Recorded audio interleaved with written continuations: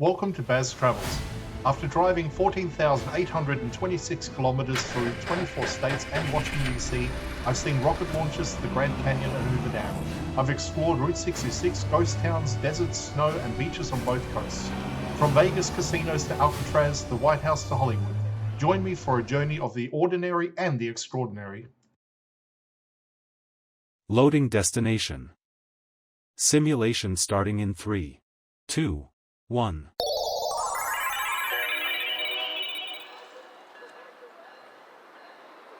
To look around, move your phone or tablet.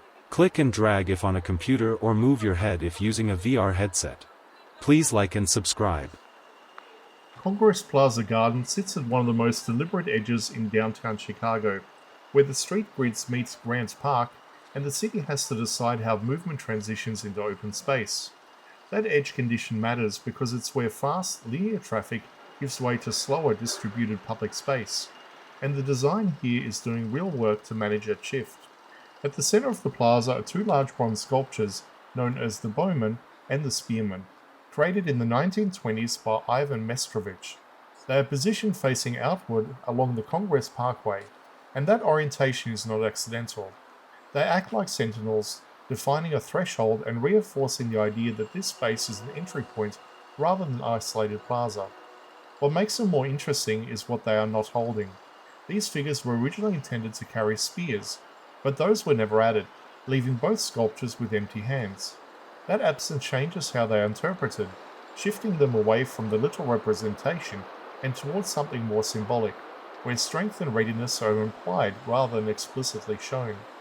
This kind of design choice reflects a broader pattern in Chicago, where public art is often integrated into the infrastructure rather than separated from it. The sculptures are not placed in a quiet corner or behind barriers, they sit directly within a movement corridor, which means they become part of how people experience a space as they pass through it. From a planning perspective, Congress Plaza Garden is part of a much larger system tied to the early 20th century development of Grant Park. Chicago made a deliberate decision to preserve this lakefront area as public open space, which required clear boundaries built between urban density and parklands. This plaza helps define the boundary while still allowing continuous access between the two. The Congress Media Garden adds a more recent layer to this area, and it reflects how cities update older spaces without removing what is already there. Instead of replacing the plaza, the Media Garden introduces flexibility use, allowing for installations, events, and changing functions that respond to current needs. This creates a dual system within a single location. The main plaza carries historical and symbolic weight, while the Media Garden supports temporary and adaptive use. That combination is important because cities need both stability and flexibility to function over time. There is also a practical dimension to how this space is laid out.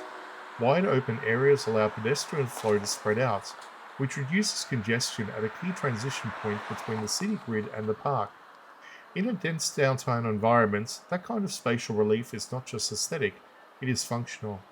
At the same time, the alignment of the plaza with major streets like Congress Parkway reinforces long sightlines through the city. Even without relying on visual detail, that alignment organizes movement and orientation, helping people understand where they are in relation to the broader layout of Chicago. What makes this area effective is that it also operates on multiple levels at once. It manages movement, defines a boundary, integrates public art, and supports both permanent and temporary use without those elements interfering with each other. The underlying logic is consistent with how Chicago approaches urban design. Instead of treating public space as leftover land, it is structured as part of the city's operating system, where every element contributes to how people move, interact, and understand the environments around them.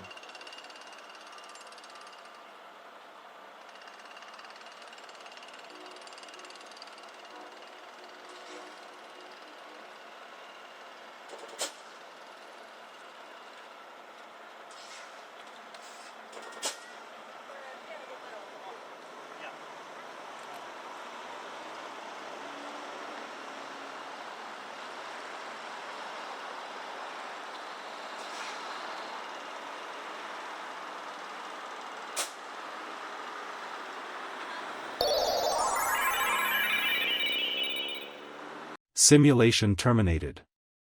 Please comment, like and subscribe.